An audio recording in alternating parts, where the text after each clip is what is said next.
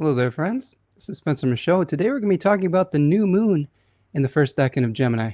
Hope you're having a wonderful Friday afternoon out there. We're going to be diving into all of the significations of Gemini 1. We're going to talk about the host of this new moon, Mercury, in its own domicile. We're going to talk a little bit about Saturn and Neptune and Aries, which are going to be featuring in this new moon as well. We're going to be diving into discussions surrounding the last decan of Jupiter in Gemini as it prepares to move into Cancer and what that might mean as well. And we're just going to take any questions that you might have about the astrology of the moment. Hope that you're having a great spring out there. It's nice to see all of you again. Taking a little break last week to kind of recharge the batteries and whatnot, but I'm happy to be here with you again today. So if you're joining me, please let me know. Stick a little note in the chat. Let me know that you're here. We've got Rachel Fletcher joining us from Road Oak, Virginia. What's up, Rachel? Nice to see you. Hope you're having a great spring afternoon there over in Virginia and that life is treating you well, my friend. A couple announcements before we dive into the significations of the new moon in Gemini.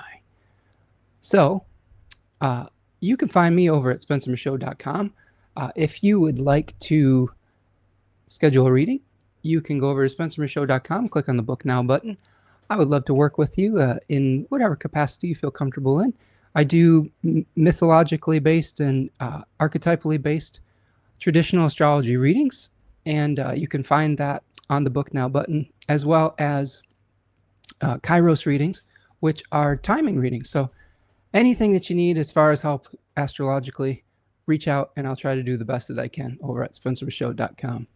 I have a webinar that's coming up on June the 14th as well with my beautiful partner, Tanya Andrews. We are going to be discussing Jupiter, the Greater Benefic. This is the second to last in our Dignity and Devotion planetary webinar series. We're going to be breaking down all the significations of Jupiter. We're going to be talking about how to craft a spiritual and magical practice with Jupiter, how to set up an altar, how to do elections, all of these mythology associated with it, and how to work with it in the chart, whether it's in its own dignity or how to remediate any debilities. So hope that you'll join me for that. You can find that on the Book Now button as well under classes. And of course, Third Coast Mojo is a magical business run by my beautiful partner, Tanya Andrews, over on Etsy. So check her out. She's got some wonderful offerings. This ocean of abundance that you can see here is a Jupiter in Pisces election, which I think can help mitigate some of the challenges maybe of Jupiter being in its exile in Gemini. We've got some really nice Jupiter and Cancer energy coming up. So this is a great way to kind of come into alignment with the Jupiterian good stuff and, maybe push fate in a little bit of nudge fate, welcome fate in a positive direction. So find her over at Etsy, Third Coast Mojo. I've also got a newsletter that I would love for you to sign up for. You can find that on my website under the newsletter tab. You subscribe to the newsletter, you will get a 10% discount on any reading that I offer, and you can keep up to date as to when we're going live and when classes are going to be presented. So make sure you sign up for that. And then finally, if you would like to support the channel today while we are live, you can purchase a super chat on YouTube with a little $sign in the chat, or after the fact, you can go to buymeacoffee.com and support the channel that way. It's sort of a Patreon-like account where you can support the channel. Helps me to keep the lights on, subscribe to all the software things that I use to do this, all the equipment, all the books, and it buys me the gift of time to do the research to bring all this information to you. So appreciate all of your support, and thank you in advance. All right, friends. We are going to be diving into the new moon. So let's take a look at what we've got here. So we've got a new moon in Gemini 1, 6 degrees of Gemini, May the 26th. So we're getting out ahead of it a little bit.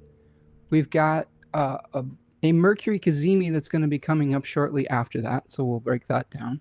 Well, let's bring the chart up and start taking a look at it and see what we've got here. So you can see here, we've got our new moon in Gemini, and Mercury is really close to the new moon. It is under the beams of the sun, but there is a condition in traditional astrology called the chariot, which protects the planet that is in its own domicile or in its own home sign from being burned up by those rays. Think of a Renaissance chariot that had a little hood over top of it to shade it from the sun. So Mercury is going to be able to provide all the resources that the planets like the sun and the moon would need as it's traveling through Gemini. We also have Jupiter, the greater benefic, hanging out there too. So we have two planets, one of which is very happy to provide its Geminian, say that 5 times fast, Geminian resources, while Jupiter is also able to help, albeit from a position of exile. This decan of Gemini is one that starts us becoming aware of different possibilities, of different pathways that we could take, of different flowers that we can visit to collect pollen, metaphorically or physically in nature. It helps us to see things from a different perspective. Sometimes it throws things into some ambiguity and has us starting to ask questions, which is not always the worst thing in the world. Sometimes when we get stuck in our ruts, fixated in our routines, we need something to shake things up. We need a little bit of creative chaos, and that's what Gemini can provide. In this first decan, it can provide us a whole lot of options. So many so that we may feel a little bit stuck or paralyzed. We may be analyzing all the different paths that we want to take, and that can maybe lead to feeling a little bit frozen. And I'll show you an image of this in the tarot card, the 8 of Swords, that's associated with this decan. So we sort of have to just take our time and let ourselves collect the information. It's not a great new moon for certainty. You know, if you're looking for, I need to have every single answer right away, I need to be able to have all the elements together to move towards the goal. I don't think that's what this new moon is. This new moon is, well, have you thought about this possibility? And what about this other possibility? What if you went in a completely different direction? And of course, every sign in the zodiac, every energy is necessary for a complete whole. So Gemini, of course, has its own place within that. So we've got some questions to ask, and we've got some new ideas to visit. You know, we're dealing with an air sign. Sometimes we're dealing with hypotheticals. Sometimes we're dealing with social contacts and communications. This is, of course, the house of Mercury, or the house of Hermes, who was the divine messenger, someone who brought messages from Olympus to the people, or from the underworld back up to the surface. In this case, because Mercury is direct and about to make its superior conjunction with the sun, which is also called a cazimi, being in the heart of the sun, this can be likened to Hermes maybe visiting Olympus and bringing back a message from the gods, some kind of higher power. This is a technique I learned from my good friend Gary Caton, who's a kind of a Mercury/Hermes expert. And I like that idea. I like the idea of being able to open ourselves up to ideas from maybe an external source. Maybe we can make arguments as to whether that source is internal, external, etc. But this might be something where the idea is coming from a higher power. I think when we look at the inferior conjunction, when Mercury is retrograde and conjoins with the sun, oftentimes we can consider that as Hermes entering the underworld, or in its cycle pump phase. Oftentimes when we have an inferior conjunction, that to me often shows up as like information that we receive either from the past, information that we receive from an inner knowing, more of an esoteric inner experience, rather than from some sort of external source. But in this case, we need to keep our eyes open and peeled and be open to maybe some other opinions that may not just be our own. So this is going to be happening on Monday, May the 26th. So this is the new moon on Monday, 11:02 p.m. Eastern Daylight Time. So if you've got if you've been waiting for your chance for Duran Duran's new moon on Monday for the soundtrack, this is your chance. You've got a new moon on Monday. And we've got, of course, Mercury and Jupiter co-present, as I was talking about. We have the new moon sextile Saturn and Neptune and Venus, in Aries. So this is a big Aries stack up that we're going to be experiencing by the time this new moon rolls around.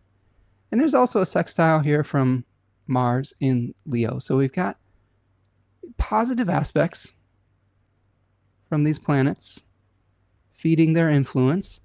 I'm really not seeing a ton of negative influences in this new moon. It's also trining Pluto. So this is a new moon where I think we are free to explore. I wouldn't say that there's a ton of roadblocks towards exploration. It doesn't mean that everything's going to necessarily work out exactly the way that we want it to, but I think that we are at least free to see some of the possibilities. Now, that's not always true. Sometimes we have times in our life where we're just, things are blocked to us. Our vision is blocked, our movement, our freedom is blocked. But I think with this, at least symbolically in the sky, our energy is open. I would say that we have a number of planets in fire signs, and these are like matches to the flame. And we've got planets in air signs that are providing the fuel for our passion. So we may be starting to feel passionate about pursuing a certain direction in our life around this new moon, because we've got all these planets in fire signs. We've got, Saturn will be newly ingressed into Aries by this time. Neptune's been hanging out in Aries for a little bit. Venus is finishing up her transit in Aries, and then we've got Mars moving through Leo. And we may be looking for the right types of facts, information, possibilities, tools, helpers. All of these things can help us to move forward in the directions that we desire. And I think that this is something to open yourself up to at this new moon. So we've got a couple more friends joining in here. Jennifer is here. Hello, Jennifer. Nice to see you. Hope you're doing well. Yeah, we're back to kind of our regular kind of early afternoon time after doing some early sessions to avoid kind of Mars in the first house. But Mars has kind of gone off the ascendant, so now we have this beautiful Virgo rising today to start our show. Jennifer says, we'll have close to my natal Mars at 9 degrees Gemini the first. Oh my goodness, this will be a big one for you, Jennifer. Taku is here, says hello, happy Friday, everyone. Nice to see you. Taku, I believe, is joining us from Germany. Let's see. Oh my goodness, Jennifer's got a 28-degree ascendant in Gemini, Sun in Cancer 3, and Uranus at 28 Leo. So a lot of stuff going on there, Jennifer. So we'll try to break it down for you. We'll try to point you in the right direction. Okay, so we've got all this new moon stuff, sextile Saturn, Neptune, and Venus. And of course, we also have the new moon sextile Mars in Leo. So a couple decanic thoughts about that. So Saturn and Neptune in Aries 1, we had discussed possibly doing a live stream about these two planets, but for a variety of circumstances, they have chosen to remain ineffable. I think on some level, friends, I've just been a little burnt out lately. I've been working really hard on some personal projects and some outdoor stuff, and I've had to kind of pull back a little bit and create some balance in my life. And I think for the time being, moving forward, depending on how I'm feeling, doing the new and the full moons and the monthlies that's a pretty good start.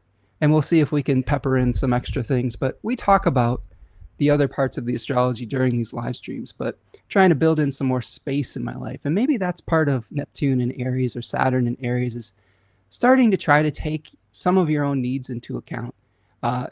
I think oftentimes when we are trying to be of service, we can give and give and give. A lot of us who are empaths and things of that nature until we're just completely drained. And I think what Saturn and Neptune in Aries and even Venus in Aries can speak to is sometimes you have to create balance, to create peace, to be able to do the work that you need to do. You have to be able to craft some of that time for yourself to be able to pursue the things that are important to you on a personal level. And that can, in turn, create more space in your life to be able to give from a well that is filled. So that might be part of this new moon as well, is how do we start filling our personal wells? How do we start pursuing things that are important to us personally? Independence, being able to act under our own power. All of those things could be up for discussion at a new moon in Gemini. Now with Mars, as Mars is part of the conversation here, sextile Mars, this is a planet that is moving through a decan that is associated with validation. Sometimes through the successful through successfully coming into alignment with your inner and outer selves in unity, in authenticity. So there is a drive here, I think, with this new moon to ask questions about what is our authentic expression of self? What role do we have to play personally within the collective? How do we meet our own personal needs? And also, how do we meet the needs of our community? How do we do the work that we need to do? Sometimes I think detached with the desire or need to be validated for it. And I know that's a tough concept in Western civilization, especially in the social media age. We've been trained to measure our self-worth based on views and likes and interactions. And I don't think that spirit works that way. I think sometimes we do great deeds and people do great deeds that often go unnoticed, that aren't put out there for the world to see. And I say this because Mars is a planet generally that severs and separates us from something. And when Mars is moving through Leo, sometimes what we're severed and separated from is being acknowledged for the work that we're doing. And sometimes that's necessary. Sometimes that's important to come to terms with being okay with being able to look yourself in the mirror and knowing that you're doing good work, whether people notice or not. It can be a really difficult lesson, especially if you're attached to feedback loops. But as I can say, one of the things about growing in Leo consciousness, this is coming from a Leo ascendant with the North Node in Leo, is I think that when you are truly comfortable in your own skin and with who you are and what you're doing in the world, there's no need to prove it to anybody. You can just be. There's no applause. There's no audience that you need. There's no parade like you'd see in the Six of Wands that is necessary to be able to sleep at night. And this might be another thing to consider at this new moon is where might you be hungry for validation, but you're not getting it? And how can you explore just being yourself without having to propitiate like people for love? How can you give yourself that love without strings attached? Okay. Got a few more friends stopping in here. Taku says, that new moon is right on top of my Jupiter. I'm excited. Ooh, that sounds good. I guess try not to get too overwhelmed with options. Jennifer says, they just laid off 20 people at my work because of the tariffs. Oh my goodness. Yeah, this is something that we're all dealing with as a collective right now in America, and it's having an effect worldwide, I'm sure. How do we deal with a changing rules in society, changing circumstances, changing abundance levels? How do we deal with some of the political fallout from late stage capitalism? And what happens when people take more than their fair share and then make other people suffer for that? And I try not to dwell too heavily on the negative on this channel. And I think that, Jennifer, just a short way of kind of commiserating with you, and I'm sorry that that's happening because there's a lot of people that are suffering because of these challenges right now. What I'm trying to do is I'm trying to see what can I do, even if it's small, to be able to help alleviate suffering. How can I also start to appreciate what I have that isn't necessarily always just material? Sometimes we find wealth in our relationships. Sometimes we find wealth in our time that we have. Sometimes we find wealth in the skills that we develop. There's so many different ways that we can start looking at the world with a slightly different shift of perspective. And I'm not necessarily saying this just for us common folk, right? I mean, I think if more people started looking at wealth differently, we might not have these challenges that we have with a billionaire class trying to greedily grasp for more while the common people suffer. So I think that what I'm trying to do in response to those challenges, Jennifer, is create space to hear people and how they're experiencing these changes, and then trying to do those small acts of kindness. I think you can counteract selfishness and cruelty with being kind and being open and being generous. And I think that in this time period where everybody is getting so scared about not having enough, generosity, I think, is extremely important to practice and as a virtue. So if you find those people at your work are suffering, how can you figure out how to help them? Like maybe there's some kind of work exchange or time exchange. Maybe somebody needs a meal. Maybe somebody needs a chore done. There's all sorts of little things, and it doesn't have to be a big gesture. It can be small gestures. So the fabric of society is built on all those small gestures that we do for each other. So I hope that's helpful. All right. So let's keep going. So let's talk a little bit about the sun and moon in Gemini 1. And we'll bring the decans of Gemini up here. And this is a decan that is syncretized with the Eight of Swords. And you can see here a figure that is bound and blindfolded, surrounded by 8 swords, sort of with little tributaries by her feet. I think that's really important because we've got a daimon or spirit in this decan called Tethys. And Tethys was a goddess of the rivers. And these are these little river tributaries that split off from the metaphorical ocean, or maybe they believe the physical ocean that surrounded the world. So you can think about a unified whole starting to split off into little different rivulets, right? Little streams, little tributaries. So that's part of the energy of this decan, is splitting of our attention in multiple directions, proliferation of options, paralysis by analysis. This is reflected in this binding, this blindfolding, this tied up kind of experience. And it's one of those things where when you have so many gifts, talents, resources, possibilities, or pressures, it can be difficult to decide which direction is the best way to go in. And maybe part of this is maybe the pressure from the economic challenges people are experiencing right now. I know a lot of the changes that we're making in our own household, many of them have been born from some of the economic changes in society.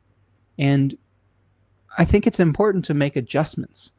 Like Gemini encourages us to make some changes, or at least explore the possibilities of doing so.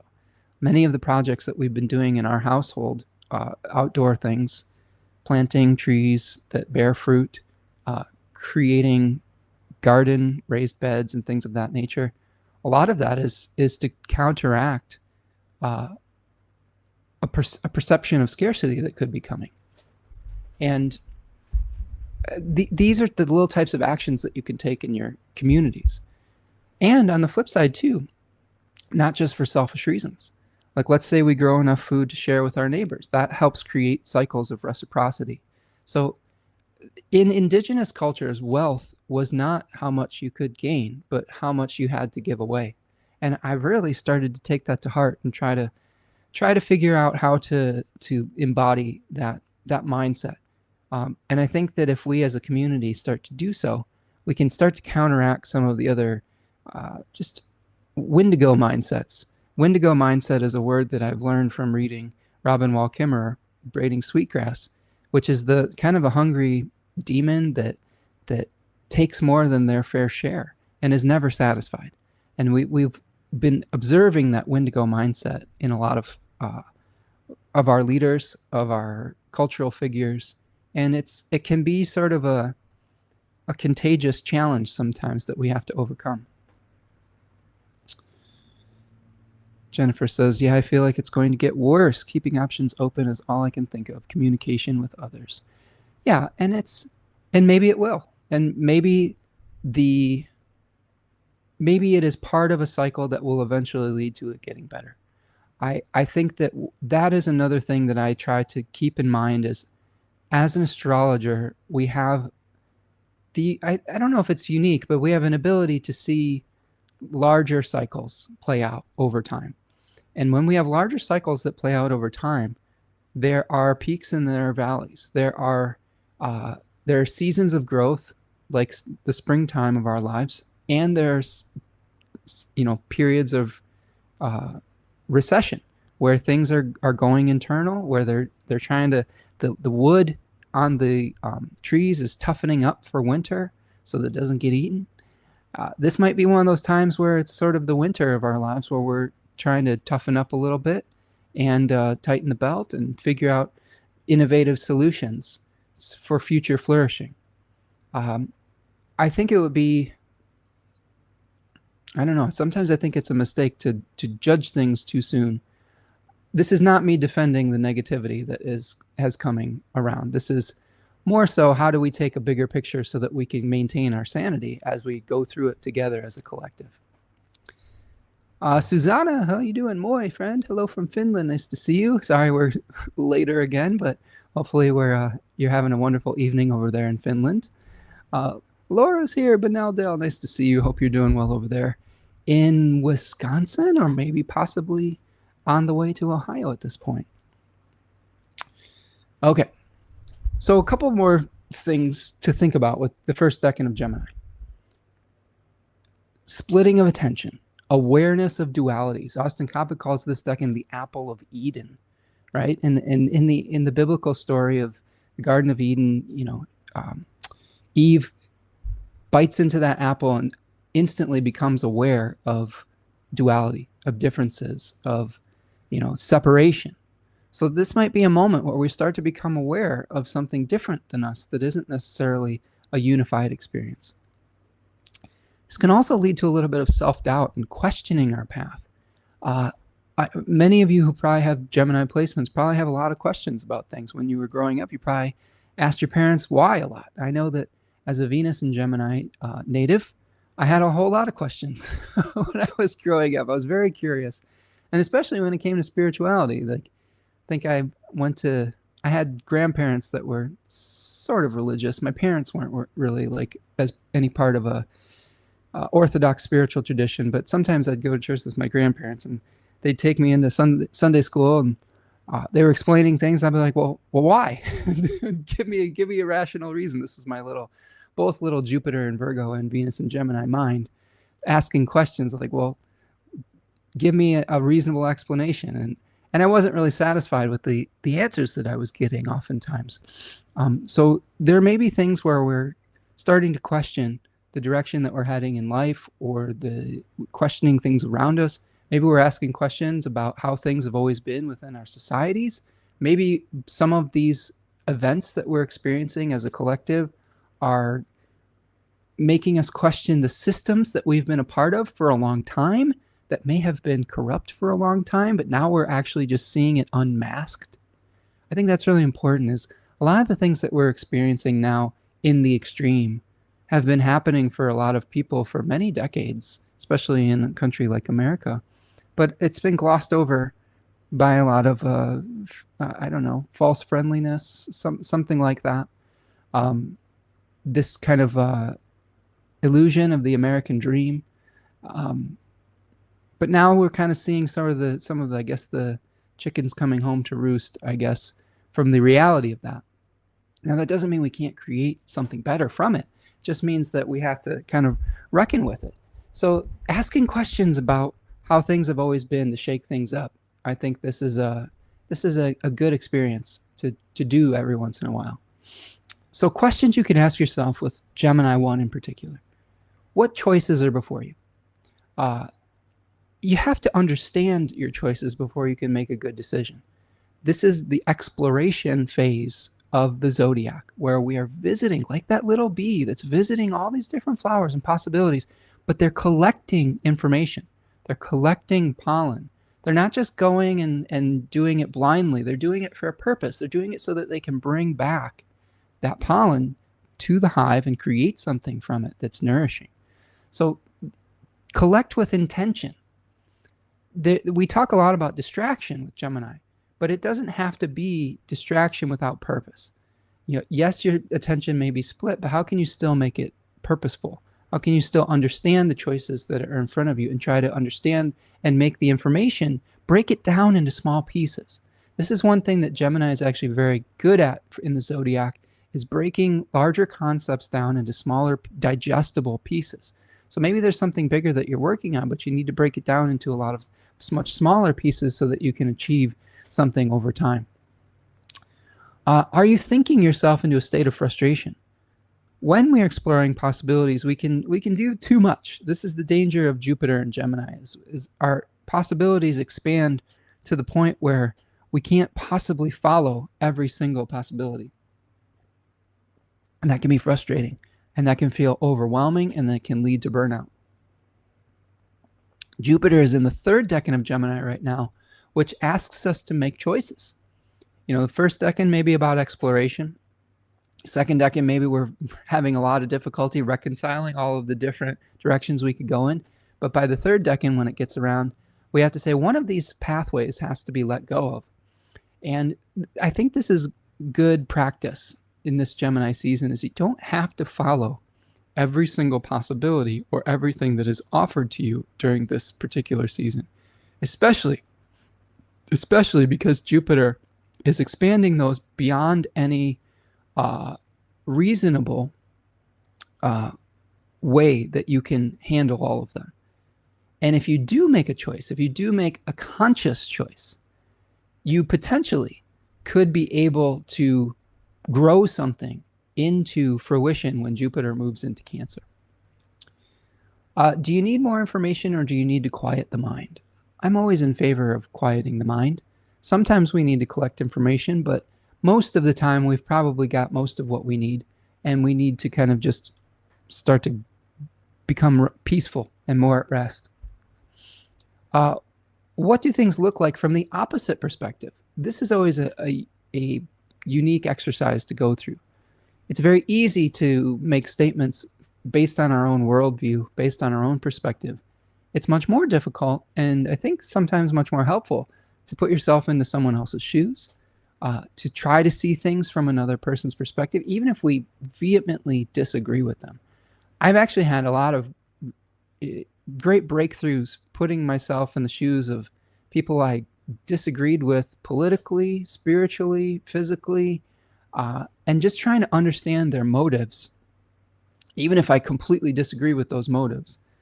Sometimes it helps foster a solution. Sometimes it helps ferret out what those folks are really trying to achieve, or what is pushing them towards a toxic expression. If you understand where the roots of those come from, it's a lot easier, I think, to try to find common ground and maybe shift perspectives. Like if you understand someone else's perspective, it's a lot easier to influence them as well, right? Even if you're trying to meet somebody halfway, if you don't understand where they're coming from, you don't know how to meet them halfway. You don't know how to create a win-win situation. So understanding another point of view can help us with our win-win situations. What are the ethical consequences of this choice?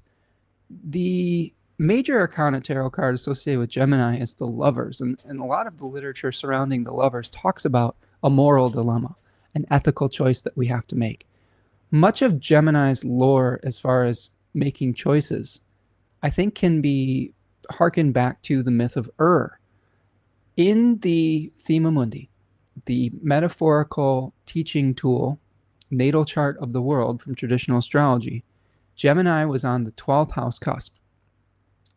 And the 12th house was a place that was somewhat between worlds, a liminal space. And the myth of is a story from ancient Greek philosophy that talks about a Roman soldier, or a Greek soldier, I believe it was a Roman soldier, that goes into the afterlife and is able to retain his memory. And he's seeing people being reborn into their next life by having to choose lots and understanding both the positive and negative choices that may come from that life.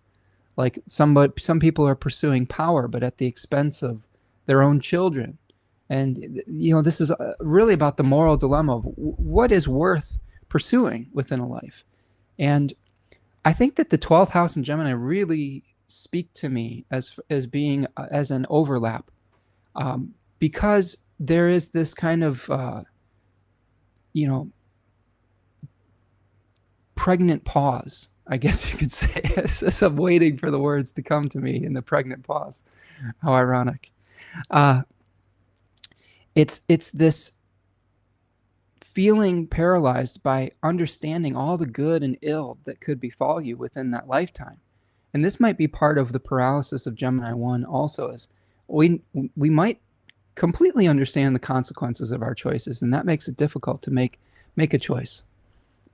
But then finally, how can you translate essence in a way that can be received? This is the part of the communicator, the Hermes part of this, where we're breaking down something into digestible pieces that can be translated and delivered, a message that can be delivered. We've got Hermes as this great celestial messenger, this deliverer of information. And for an idea to be delivered, you have to understand something about the person you are trying to deliver it to.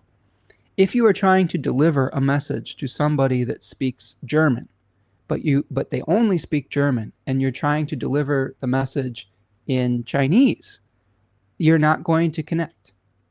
But if you understand the language that you're speaking with the person that you're trying to deliver that message to, it's much easier to deliver that message. And it doesn't have to be something as stark as not even speaking the same language. It can be understanding where someone else is coming from so that you can make it digestible for that person. Like, you can even go back to politics with this, understanding where someone has a political divide and being able to speak that language to them to try to find that common ground with them. Now, I understand that we're in one of the most divisive times in political history, and that there are some things that there is no common ground on. But I think that it is important to try to understand people as much as we can. Doesn't mean that we agree with them. Let's see. Laura says, 3 weeks in Ohio. I will be in transit during the Jupiter class. Oh, well, there you go. Well, good luck with your move, Laura. I hope everything goes well with that. Robin is here. Hi, Spencer and crew. Robin here from Northern California. Nice to see you, Robin. Hope everything's going well over there. Rachel says, yeah, your teachings have helped me understand my 12th house Gemini so much better. As you've said, Gemini isn't always the fickle sign that it's said to be. I agree with that, Rachel. I agree. And I think that on some level, from some perspectives, you could almost consider it the last sign in the zodiac. You know, I think that it's a mistake to think of any sign as the first or the last. I think that because it's a circle, we have multiple entry and exit points within the cycle itself. You could consider the beginning of the astrological new year Aries. You could consider it the winter solstice, the return of the light. You could consider the new year like the Egyptians did at the summer solstice. So there's all sorts of different viewpoints, and yes, I think that Gemini has gotten sort of a bad rap from modern astrology. I think there are certain reasons why, and I think that not all of the things are completely untrue, but I do think that there is a deeper essence to it, and it's not as superficial, I think, as it's made out to be.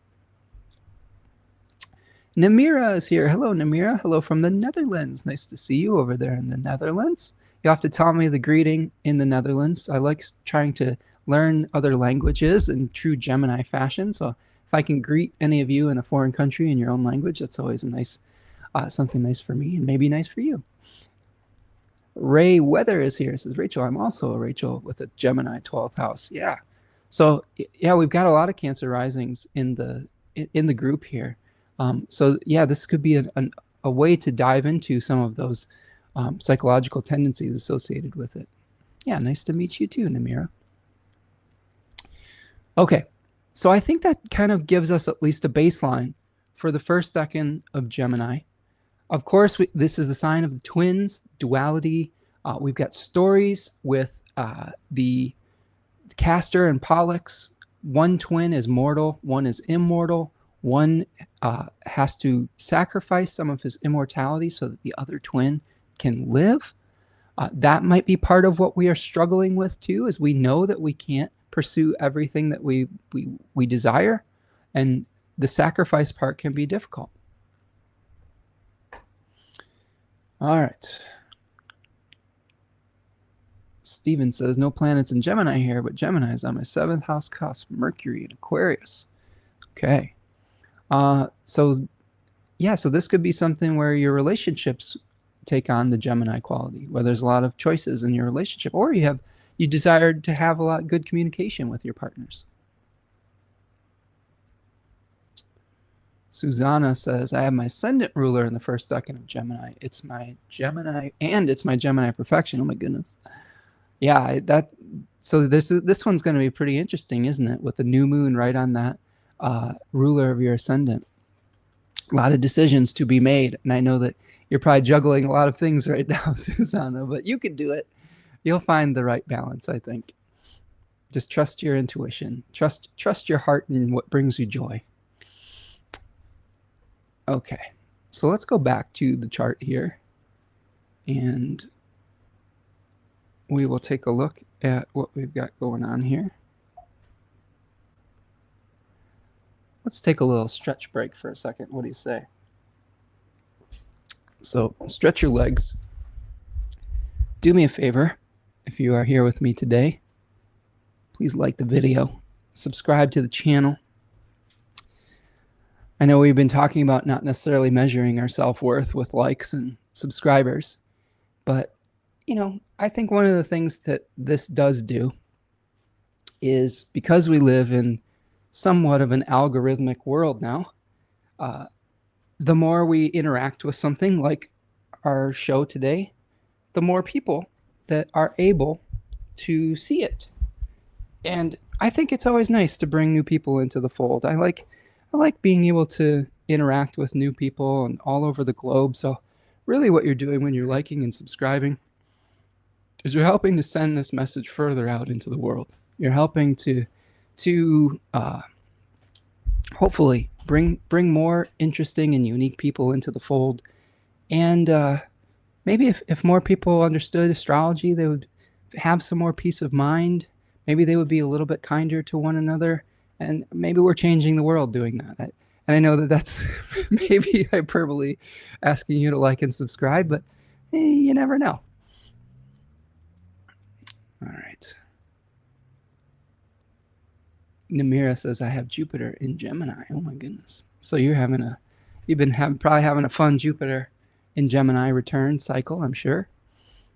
I am a fellow Jupiter in Mercury type person with Jupiter in Virgo. And it can be challenging sometimes. I think when we have Jupiter in a mercurial sign, whether it's Gemini or Virgo, we tend to ask a lot of questions when we should, in certain circumstances where it might be more beneficial to have faith in the process. And I've been guilty of this. It's very difficult for me to surrender. And I think sometimes when we have Jupiter in exile, like you and I do, Namira, the surrendering part can be very challenging. For Virgo, it's Jupiter in Virgo. It's almost like, how do we keep refining this process over and over and over again?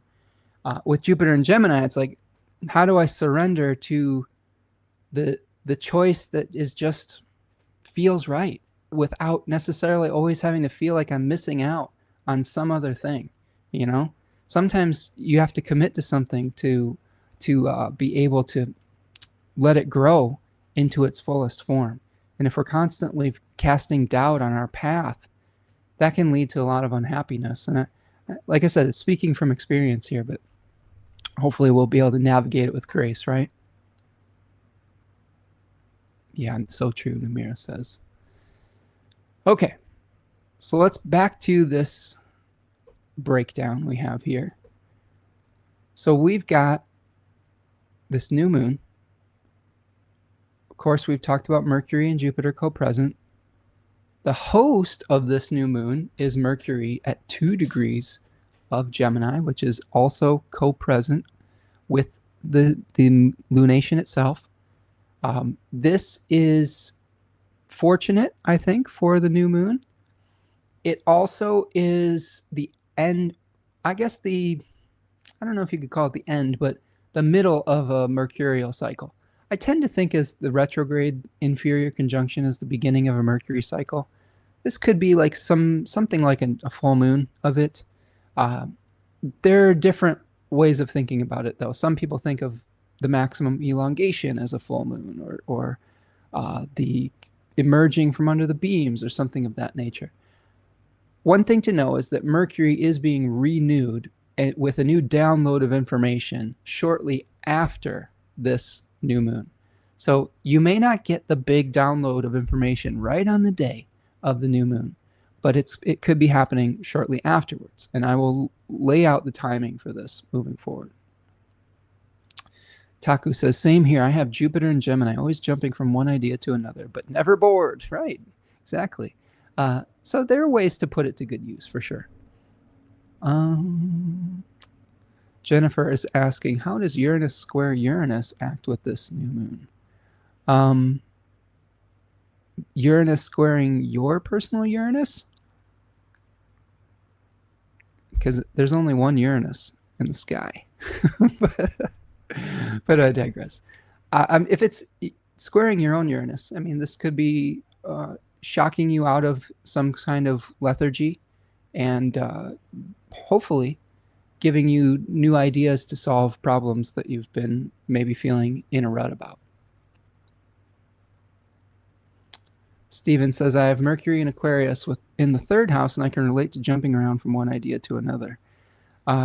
Yeah, like sometimes that's what Hermes does. It tends to cast doubt by asking questions, and it is one of the fastest, quote unquote, moving planets in the sky. And it's easy to flip from one idea to another, for sure. Yeah. Okay. So as we see the host here, we are going to be also experiencing Mercury trining Pluto slightly after the new moon. So let's take this through and unfold it over the next few days. Because the new moon is just a seed. So when we look at a new moon, we want to kind of see how it's unfolding over time.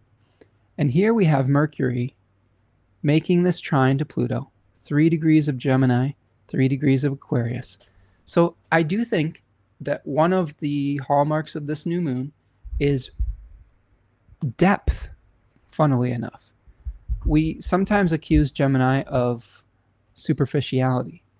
I don't think that's what would serve us the best at this particular new moon, because Pluto is often representing things that are hidden, that are deep under the ground. And if we have a Mercury-Pluto trine, we might be really intensely trying to uncover some information that is important to us that may not be just on the surface. So don't be afraid to dig into the depths of your issue to figure out how to come up with unique solutions. Now, the first aspect that we have for this new moon as it unfolds is the conjunction with Jupiter. So this Mercury-Pluto will perfect, the trine will perfect on the 27th. And then the first aspect, when the moon separates from the bond, when it separates from 15 degrees of conjoining with the sun, it's going to conjoin Jupiter. Now, generally, that would be a very positive development for a new moon. Because it's Jupiter in Gemini, this could lead to those feelings of paralysis by too many options, paralysis by analysis. So take in the information, try your best to sort through it.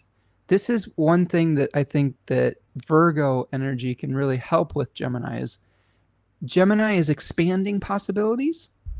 Virgo tends to whittle them down, okay, and try to say, well, which one of these is actionable? So if you have a lot of Gemini placements, go get a Virgo friend and say, how can we whittle this down into what's practical and what isn't? Because they'll tell you. Sometimes they won't mince words about it, right? They'll probably be like, let's just slow down, stop talking. Let's figure out, let's make a list. That's what your Virgo friend will do. And as a 3-planet Virgo person myself, I go through this. I call it breathing. As a Venus and Gemini person, I like to take in a lot of information, but then I go through the process of trying to whittle it down to something practical and make something useful out of it. And that's the exhaling. And sometimes in that process, you're releasing things that aren't going to serve you. So breathe the information in, exhale practical, tangible, actionable items out. Breathe in more information, exhale out action. Okay, so like this is the way to get through with a centered perspective, is thinking of it in the breath cycle, the breathing cycle. And the other thing I will say too is, because the moon is hanging out and conjoining Jupiter in the 3rd decan of Gemini, you may have to whittle those possibilities down. Some project, some possibility may have to be sacrificed so that your highest priority can be manifested.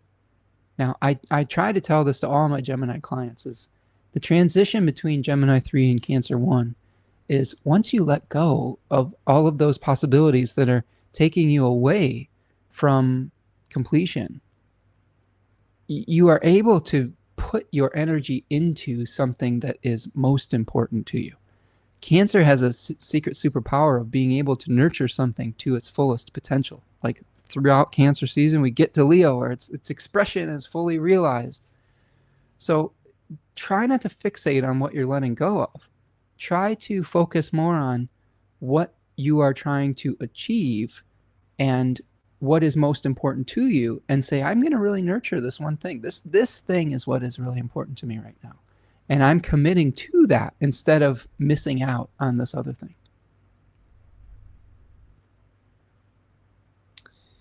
All right. Robin has their lot of Nemesis in Gemini 1. Interesting. I haven't done a ton of work on the lot of Nemesis. I can't remember. Is the lot of Nemesis a Mercury lot? I could see it being a Mercury lot or a Saturn lot, potentially. I remember that was sort of a weird one, because Nemesis is often associated with the planet Saturn. But there was one of those that I was like, well, that doesn't quite make sense, because it's based on a Mercury calculation. But I'll have to look into that. But Nemesis often can represent, well, literally it can be something that challenges us. Yeah, Rachel says Saturn's lot. Yeah, see, it's all floating around in there. There's something going on in there. So one of the things that is interesting about Nemesis is the goddess that restores right proportion. So like in Rachel's case, or Robin's case, excuse me, she might need to restore right proportion in her life by seeing things from multiple viewpoints. Okay, I feel like the lot of Nemesis, if we interpret it through the goddess Nemesis, she reduces that which is excessive and increases that which is lacking. And again, I'd have to do more research into this and like look at my own lot of Nemesis to be able to like see if I had experiences like that. But that might be an interesting thing to explore. Thomas Hines is here. It says, Namaste, Spencer and friends. Nice to see you, Thomas. Hope you're doing well. I got an email from Thomas. Thomas, you were asking me about a book recommendation, and I can't quite remember what I was recommending. So if you have more information about the context with that. That might help me to jog my memory as far as what book you were referring to. I have so many books. I probably mentioned a number of them in passing, but if you have any more contextual details, I'd be happy to try to figure it out. Okay, so we've got that first aspect. And then what we're going to experience is kind of one of our biggest moments, I would say, of the next week or so. And that's the Mercury cazimi on May the 30th. So this is a Mercury cazimi, Mercury and the Sun coming together, being renewed in the heart of the Sun. Also happens to be my mom's birthday. Happy birthday wherever you're at, Mom. My mom passed away a few years ago, but she would have been 66 this year. But she was a 9-degree Gemini Sun, 9th house Sun. So I've experienced this. I've experienced this energy firsthand, the Gemini 1 energy. And what I can say about my mom, who was a preschool teacher, and she also had worked in advertising previously, is she's the type of person that would go to the library and she wouldn't get one book. She'd get about 10 books. And she would bring 10 books home and she would read them all in a week. And then she would go back to the library the next week and get 10 more. I don't know how she did it. I don't know how she split her attention in that many different directions, but it was a literal manifestation of, those little tributaries of information and gathering information. She also was had the gift of gab and kind of a really effervescent personality. Almost to the point where when I was younger and as a very shy child, I found myself being kind of embarrassed out in public with her because there was no filter, right? And she would say all sorts of stuff that as a little kid, I'd be like, Mom, come on. But just thinking back on it now, I appreciate it more and don't ever take those things for granted. All those little quirks about the people that we care about and the people that we love are what makes them great and memorable. Tom is saying it was a book about divination through the ages. Divination through the ages. I'm trying to think.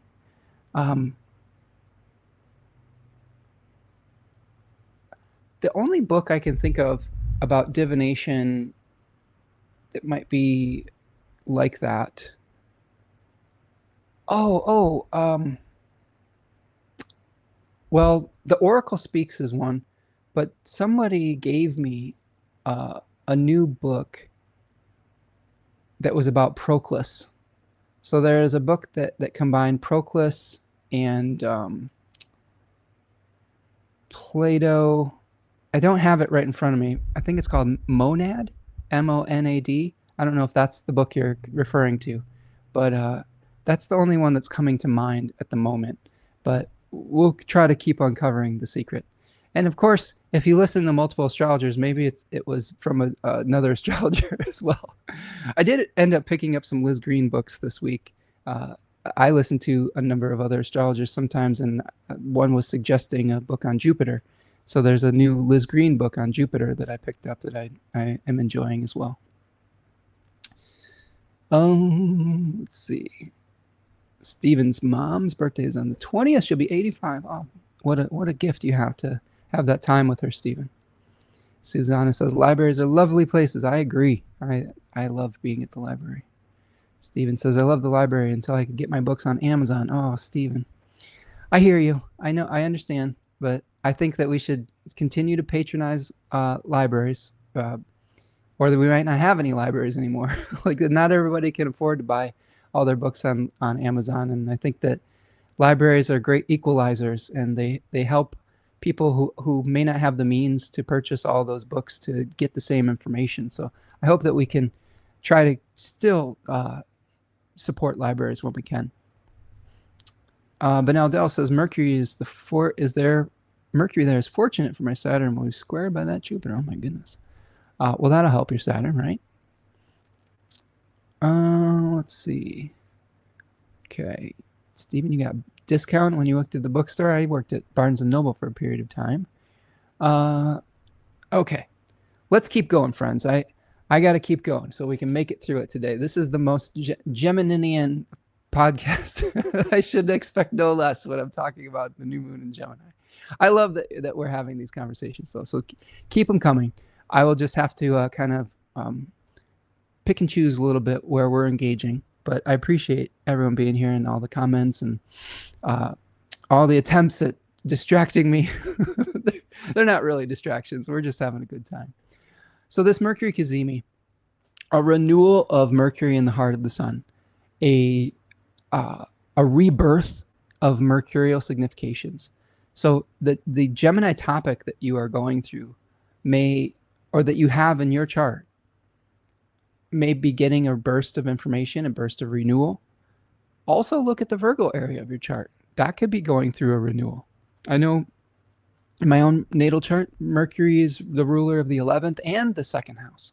So I'm going to be looking at both of those topics, groups and resources, for a renewal, for a rebirth. And you can do the same in your chart. Find how those two are connected and see how they may be going through a rebirth. All right.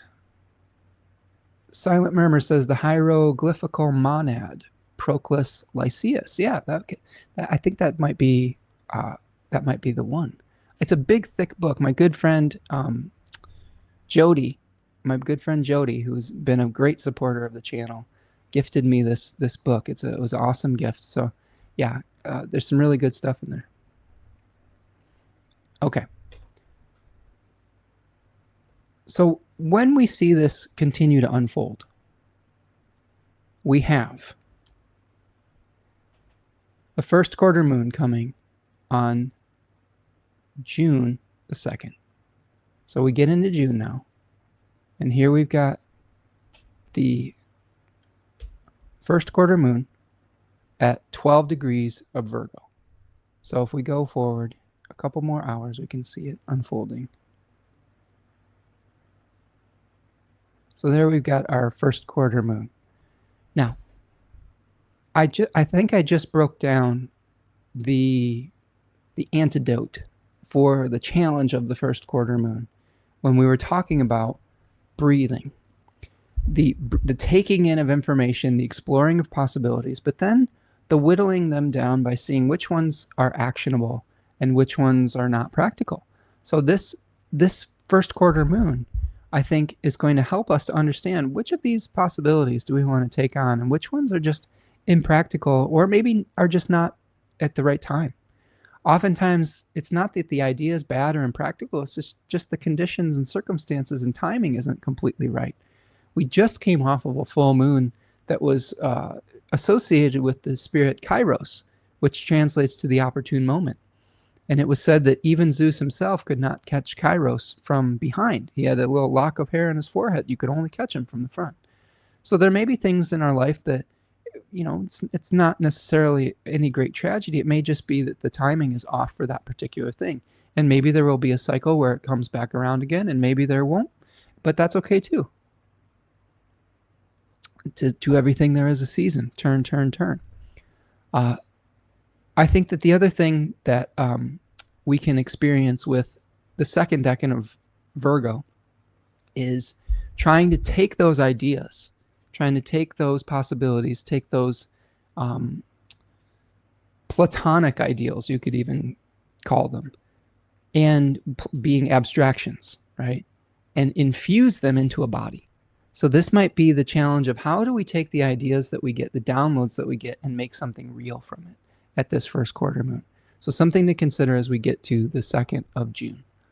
Now when we get to the 6th, then we have a nice improvement for Venus's dignity. You know, we've got Venus moving through the final degrees of Aries, and then here on the 6th, we have her moving into her home domicile of Taurus. I always look forward to Venus and Taurus periods. I'm quite partial to it. I have a moon in Taurus, so having Venus hanging out with the natal moon is always fun. But this is one where we are, look at this here. Right as Venus is moving in Taurus, the moon moves into Scorpio. So there may be a little bit of tension right when the Venus moves into Taurus, but that's very temporary. And then we get to have this beautiful Venus and Taurus energy where we're coming into alignment with our own natural rhythms. We're trying to find inner peace. We're maybe exploring our senses a little bit and trying to find the rhythms and routines that will support us moving forward. As we move forward to the 8th, on June the 8th, Mercury conjoins Jupiter before moving into Cancer. So again, that transition between Gemini and Cancer is one where we are making a decision about which of our possibilities we want to nurture into full fruition. So when we see Mercury conjoining Jupiter, we may have to have some discussions about which things are going to be nurtured and which ones are going to be left either to be recycled for the next season or let go of completely. And there's no shame in that. Sometimes we have to let go of things that just aren't serving us anymore. Now, the 9th is a pretty big day. You can see here on June the 9th, we are experiencing Mercury squaring Saturn and Neptune right as it ingresses into Cancer. Venus, newly ingressed into Taurus, is going to square Pluto. And then Jupiter is moving into Cancer, moving into a whole sign square with Saturn and Neptune. So a pretty active day, right? Feeling pulled in a couple different directions. So let's see if we can break that day down piece by piece here. So first of all, Mercury squaring Neptune and Saturn. Mercury is in the first decan of Cancer, which talks about understanding what we need to feel supported, what we need to feel nurtured. Sometimes it's an emotional recognition of things that we love. Okay, I believe it was called the Lord of Love in the tarot. You can see the Two of Cups representing this exchange between two people that are in an intimate relationship with one another. So there may be some tension between you and another person and the relationship and what each individual needs to be themselves, right? Because we have a Mercury Saturn. We're trying to get real about what we need as individuals. And that may create tension between the relational quality. So there could be some discussions about relationships and how to maintain our independence within them. Doesn't mean that we can't have successful relationships. Sometimes it just means that relationships are shifting a little bit, that there's some changes that we need to make within them. We also have Venus squaring Pluto. Venus is near the moon's maximum degree of exaltation in the first decan of Taurus. And oftentimes that decan is about planning for our future to be able to make up for our feelings of scarcity.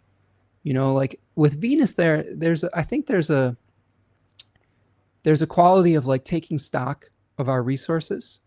And with the square to Pluto, we may be trying to take stock of our resources because we're feeling pressure from some of the social changes.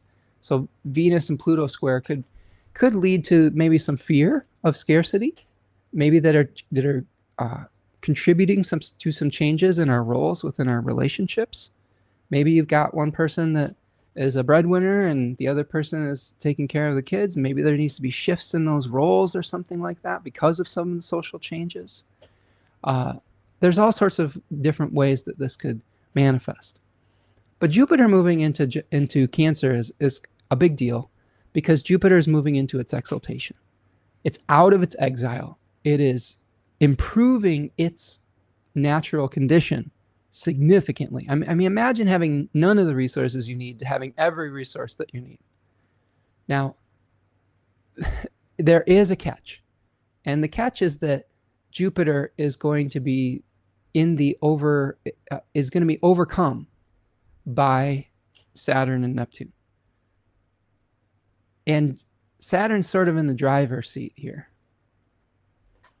There's always been this caveat, right? This caveat with Jupiter moving into Cancer. And it's like, man, that would be so nice, but there's this elephant in the room and it's Saturn. Saturn is in its fall in Aries. So Saturn is really challenged in this position.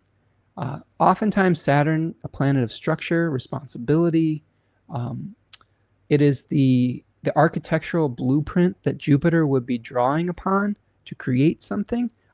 I love this understanding of Saturn and Jupiter. And it comes from Charles Obert's book, The Classical Seven Planets. And I'm going to see if I can find it because I'd like to read it to you.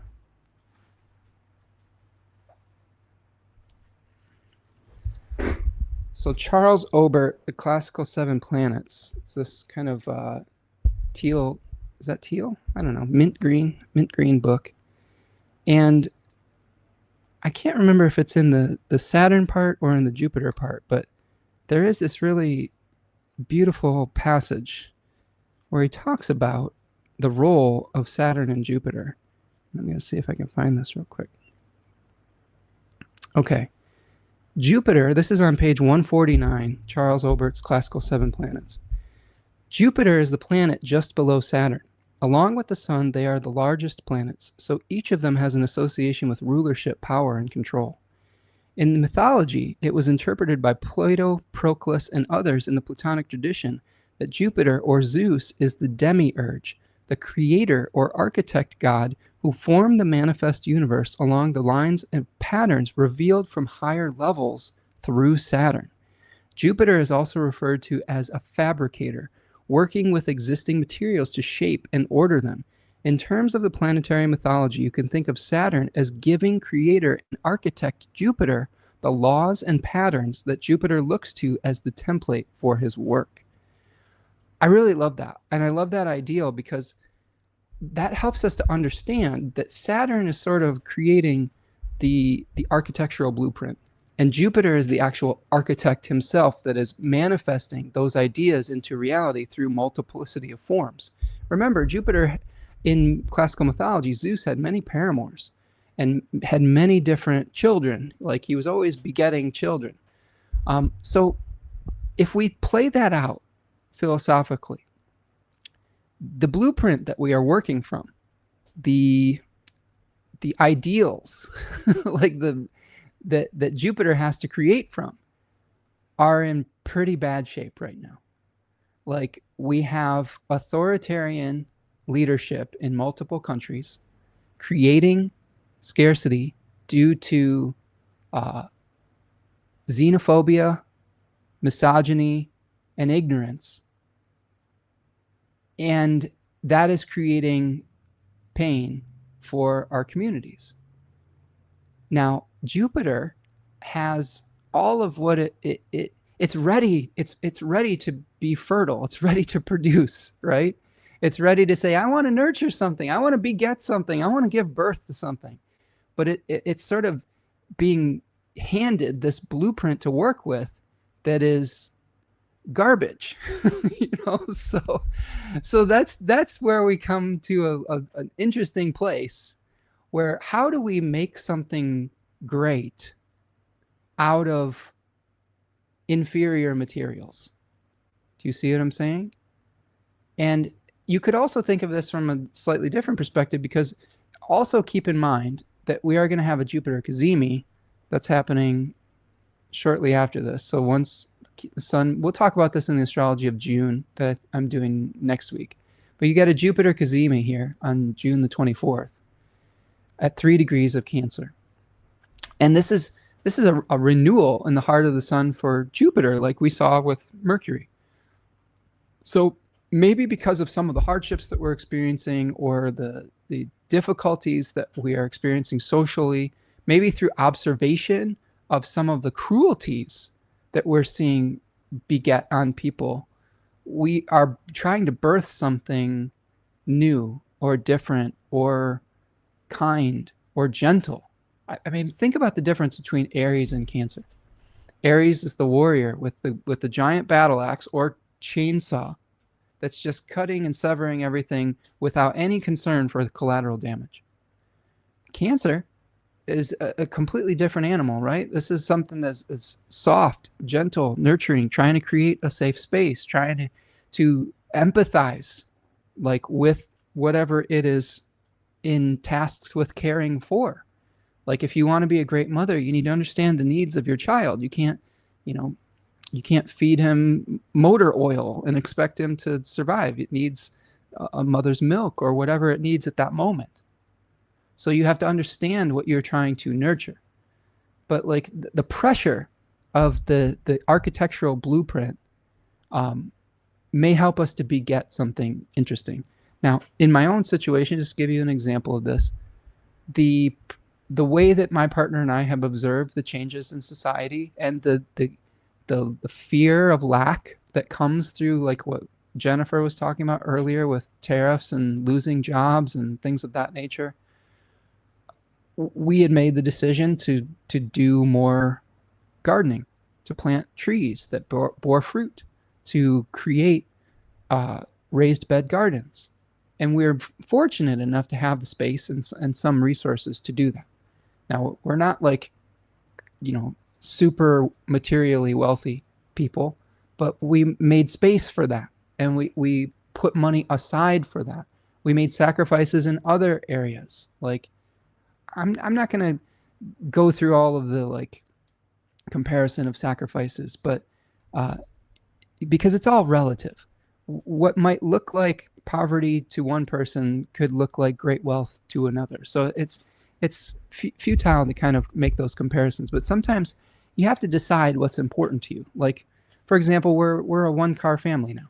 Like we had an accident with one vehicle where the car was totaled, and we just decided not to replace it, and we made do with one car, and we're making do with one car, and some of the money saved from not paying for extra car insurance or something like that can be put towards other things that can create abundance in other areas of your life.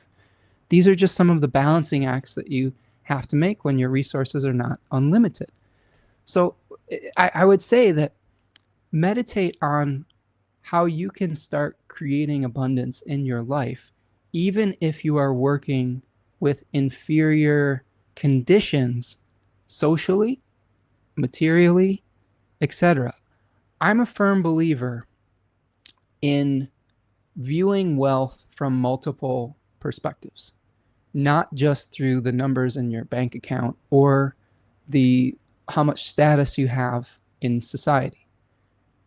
Now, I understand that is one part of how this works.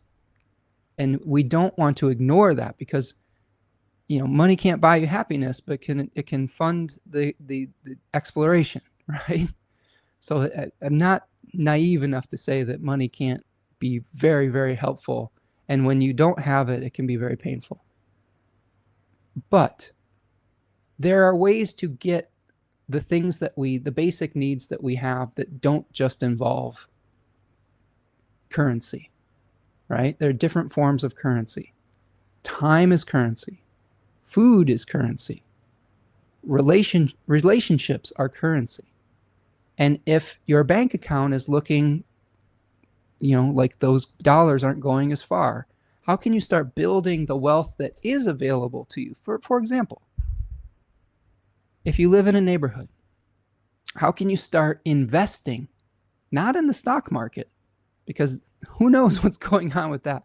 How do you start investing in your neighborhood? How do you start investing in the people that are not miles and miles away, but the ones that are right next door to you? And it can be something as simple as offering your time. It can be something as simple as offering a conversation. I have a friend 2 houses down he's going through a divorce. And he is very handy, and we talk about like, hey, maybe we can borrow a tool or something. But mostly what I think that he wants in exchange is he wants someone to listen to him. He wants someone to interact with. And he's more than happy to come do stuff if we're talking about his life.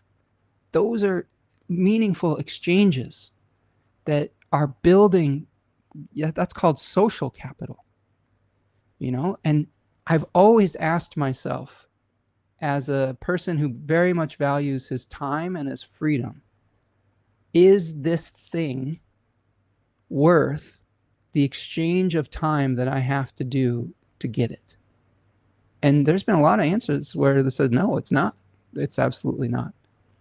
And the other thing that I will say too is go out and read Braiding Sweetgrass, Robin Wall Kimmerer, and then go get her book, The Serviceberry.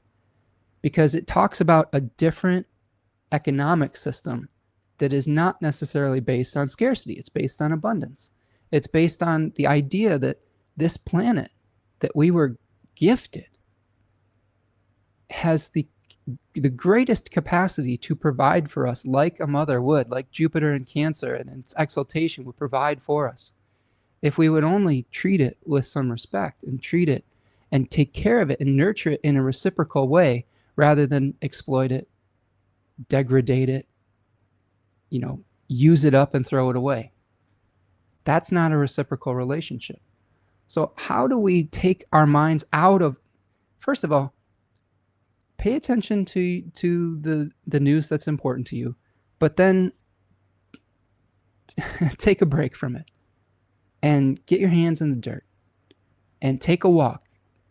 Look at the trees, look at the sun that's shining on your face, look at the person that's next to you if you're lucky enough to have a partner or a family. Appreciate those things. It starts with those simple movements. And that is not to say that we shouldn't become revolutionaries in the more traditional sense. But I think it starts, there are different types of revolutions. There are violent revolutions, and then there are kindness revolutions. And sometimes when everyone around you, Saturn and Aries, is angry and scared and fighting, the most revolutionary act that you can do is to be kind and to be grateful and to be helpful. Like, right? It's, man, it really does lower your stress levels, let me tell you. And we all are tested. We're all being tested right now. With all of the Taurus moon, like, ability to try to calm myself down and try to be centered, we all have our limits, friends. Like, I was reading an article about funding cuts to the Energy Star program, which is something that's been around for 40 years, basically helping to make appliances more energy efficient and save people money and save the planet and things like that. And they're just like tossing it out. And that makes me upset. So like, that information is important when you're trying to make wise decisions about your purchases for appliances or whatever. But it doesn't mean that we can't still try to embody the qualities of that program personally. It means that we may have to do a little bit more digging and a little bit more work. And I'm not saying I'm, happy that it's happening, but how do we adjust when life is going through some of these darker periods, right? How do we try to find light within the darkness? How do we become beacons of light for others? I don't really like quoting Kennedy's right now, but there was one, the earlier Kennedy brother was talking about, ask not what your country can do for you, but what you can do for your country. I actually really appreciate that sentiment. What can we do for our communities rather than always grasping for what we can get? I don't know. It's a challenging type of thing to work through, and it's a challenging time that we're living through. But I have faith in this divine universe, and I have faith in humanity. I have faith in humanity to be able to be resilient when things are getting tough. And sometimes the greatest, most beautiful things are born out of the most challenging and chaotic times. And you don't have to be a history major to be able to point to some of those things that were wonderful experiences, like a diamond being hardened out of coal over a long period of time of pressure and heat. And we may be going through one of those periods of time, but stay grounded, stay open-minded, stay loving. Try not to let your heart become too hardened. Stay soft, stay flexible. And I think we'll all figure it out together. All right, friends. I think that's what I've got for the astrology here. The last part of this is we are building towards a full moon. So I'll just talk about that very briefly. Let's look at this full moon here. So this is a full moon of this new moon cycle at 20 degrees of Sagittarius. So a balance between multiple ideas and carrying heavy burdens. Sagittarius 3 is about carrying a heavy weight to the finish line. So we may be really making a lot of sacrifices to get something done at this full moon. We will have, Venus will be still in Taurus here. So Venus will be potentially still in good shape. Jupiter will be in Cancer. Those two things alone, Jupiter and Venus in their own domiciles and exaltations together at the same time, could lead to some really beautiful moments, honestly. And yes, there will be this Saturnian challenge in the background. But what do you do with that? What do you do with that? You don't always have all the perfect conditions for everything. And how do you make the best of something? All right, let's see here. We've got some comments that I'm checking in with here. Silent Murmur, hello, says Proclus Lycius' hieroglyphic monad was his symbolic representation of the ineffable, yet fundamental nature of the one that is the source of all being. Ooh, I like that. Ray has a rising at 3 degrees Cancer. Oh my goodness, you're going to have a Jupiter Cazimi on your rising? That should be fun. Let me know how that turns out. Silent Murmur says, we awaken the unique inner genius that fulfills more than the demonic nature. Okay. We utilize mind to create beauty. Listen to the birds' sounds. Yes. I like that. Let's see. Susanna says, sometimes when my daughter is anxious or frustrated, I tell her to focus on other people instead of her own problems. That's something that works for me. I agree 100%, Susanna. And that is an important, I think, idea for especially a new moon in Gemini. One of the things that's easy to do, and we've seen this with our Gemini leadership, it's easy to project one shadow twin onto an external force, right? And sometimes what we see with heavy Gemini placements is it's easy to project something that we're upset about with ourselves onto an externalized scapegoat. So we have to be very careful of that. And a way to counteract that is exactly what you're talking about, is how do we focus on helping others rather than focusing and really beating ourselves up or projecting our problems onto other people. I mean, these are always really great ways to be helpful in that regard. All right. So I've got a couple more things for you before we wrap for the day. We have an I-Ching and we have an animal. So our hexagram that we have here, let's bring it to the stage here. Let's move some things around. It's number 10, and it's number 10 without any changing lines.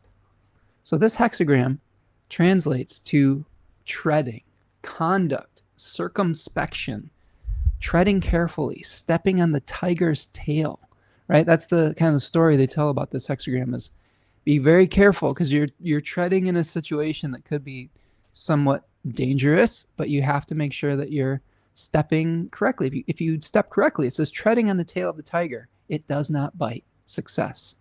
So if you step carefully, you may not arouse the anger of the tiger, right?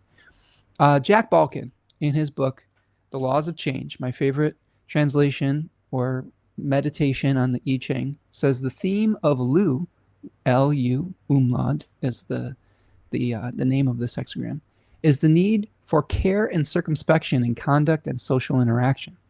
You find yourself in a difficult situation. It is like treading on the tail of a tiger. If you make a wrong move, you may bring strong forces down upon you.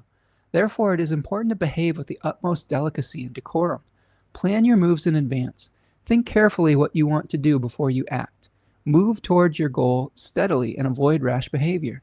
This is not the time to engage in reckless adventures or radical approaches. Stick to traditional, tested, and proven methods. In personal relations, be pleasant and tactful, particularly to difficult people who might have reason to harm you. Don't allow their irritability and bad temper to throw you or cause you to respond sarcastically or in anger. Maintain your poise and composure. Even though your position is perilous, You can still make progress if you behave with the utmost tact and consideration during this difficult time. Don't forget your sense of humor or your manners. They will help you avoid potential problems and smooth over misunderstandings. Above all, do not lose your cool. Doing the right thing now requires that you keep your wits about you. Imagine yourself walking along a balance beam. If you keep your balance emotionally as well as physically and move with grace and dexterity, you will get to the other side unharmed. I think that's great advice, especially for everything we've been talking about as a society too. How do we maintain our composure? We see so many people losing their composures these days publicly and on social media, all these things. How do we maintain our poise so that we can take actions that are based on clarity rather than confusion and chaos? So the animal I got for you today was the deer. So look, we've got a little baby deer. I put a little fawn up there, a little baby deer in honor of I think the Mercury Kazemi, because it's sort of like a baby Mercury being reborn. Deer is an interesting animal, right? Deer is, it's an animal that represents gentleness. And we've been talking about how do we counteract boorishness, anger, hate, war. We counteract this with peace. We counteract it with gentleness. We counteract it with trusting our intuition and letting it guide us rather than ignoring it. I'm going to read you a little bit from Animal Frequency, which is a book by Melissa Alvarez that talks about animal spirits and guides. She says, deer symbolizes a gentle nature, sensitivity, unclear direction, and sacrifice. There is beauty and wonder in this nimble creature. Deer connects us to the purpose of our soul. This is a time of awakening, of realizing your true self, and of the path that you must take in this lifetime. Deer inspires you to be aware, focused, and observant. Its large eyes remind you that the eyes really are the windows to the soul. Look inside to see the wonder that is you. Deer means that you prefer a simple life filled with quiet and peace. You get overly stressed in hectic environments, and having to work in an overly competitive or hectic workplace can make you just want to run away and find a different type of work altogether. You'd rather stay in the background and out of the spotlight. But your beauty, gracefulness, and compassionate nature pulls you to the forefront time and time again. Deer alerts you to danger, aggressive people, or negative situations, and it advises you to distance yourself from them. When deer crosses your path, it is a sign that you need to reevaluate your feelings. Are you trusting your gut instincts like you should, or are you ignoring them? Are you being overly sensitive, holding grudges, being judgmental, or too fearful? Now is the time to make changes if you're doing any of these things. Let deer show you a calm, peaceful path where you can turn any negatives into positives. Deer means there are opportunities coming your way, and this time, instead of saying no like you usually do, say yes. Step out of your comfort zone to enjoy a phenomenal experience. Take time to truly live. Deer can help you when you need to take action with focused movements, speed, and determination. If you've run into a roadblock, deer can inspire and motivate by showing you beauty and joy. You have an affinity for the outdoors. Travel and adventure could appeal to you. Deer can help you enjoy these things on a deeper level. It can show you the greener pastures and help you find the gifts within. If you're having trouble with stress or are a worrywart, deer can help you find calmness and peace. If you tend to make mountains out of molehills, deer can help you keep things simple. Deer is a reminder that recognizing and living the simple truth in your soul is the purpose of your being. In this purpose, you must be strong and true. Live, love, and laugh with humble gratitude for all that is. I love that. You know, there are just some beautiful, beautiful takeaways from that, and from connecting with nature and with just this beautiful little Bambi-esque creature here. I think it's good advice. Living simply, appreciating the simple pleasures in life, trusting our intuition, practicing kindness, letting our senses, look at these giant ears and these giant eyes, this big nose here. All of these things are alerting this beautiful little creature to any type of danger that might be approaching. And I think it's important to trust our instincts and to move out of the way. When you see a deer, and if you startle it on accident, I've startled quite a few deer walking in the woods, but I try to communicate with the deer.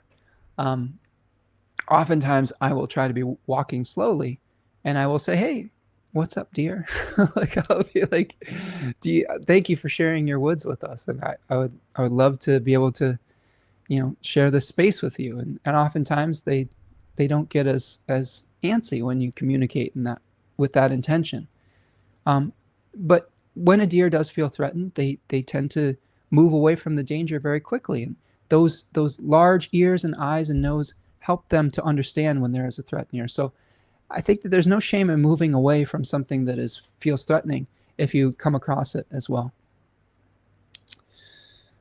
Steven says, Bambi. Yes, there's Bambi.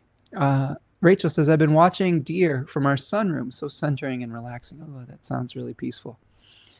Susanna says, Capricorn is Kaurus in Finnish, and it signifies a deer. Oh, my goodness, that's cool.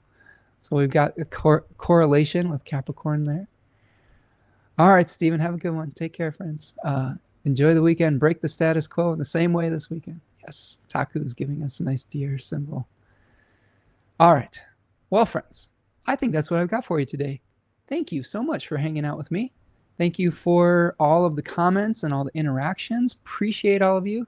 Do me a huge favor. Please like the video. If you haven't already, subscribe to the channel. Let's help send this out into the world. This may hopefully a message of kindness, of centeredness, of peace, of appreciation for nature, of being able to create community with our neighbors and do what we can, the little things, the simple things that we can, even in the face of challenging times and maybe of collective fear or scarcity, but we can try to create abundance in our own way.